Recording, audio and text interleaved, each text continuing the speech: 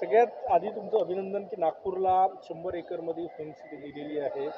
कुठे असणार आहे, कधीपर्यंत होईल, काय नियोजन, काय संकल्पना होती? नाही, साधारणतः वेगाने व्हावी ही माझी संकल्पना आहे. नागपूर विभागामध्ये आपल्याला माहिती आहे की या विभागाचं वैशिष्ट्य म्हणजे आमची एक झाडीपट्टी सांस्कृतिक आमचा एक मोठा वारसा आहे.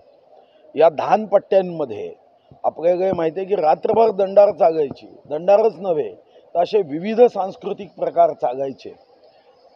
आर्टमध्ये आम्ही कुठेही मागे नाही आहोत.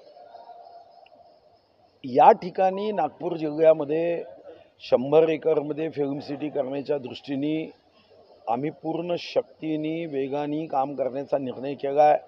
आत्ताच या विभागाचे आमदार श्री आशिष जयस्वालजी यांच्याशी माझी चर्चा झाली.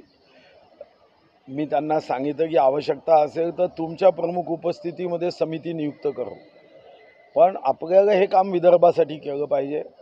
कोल्हापूरमध्ये एक चित्रनगरी आहे, मुंबईमध्ये चित्रनगरी आहे, मग नागपूरमध्ये सुद्धा एखादं चित्रनगरी असणं ज्या माध्यमातून विविध चित्रपटांसाठी याचा उपयोग होईल, विविध मालिकांसाठी याचा उपयोग होईल आणि त्या दृष्टीने एक 100 एकरमध्ये अद्ययावत ॲडव्हान्स. आणि मी यासाठी काही लोकांशी काल चर्चाही केली आहे की ज्यांना टेक्नॉलॉजीचाही मोठा उपयोग करता येईल का.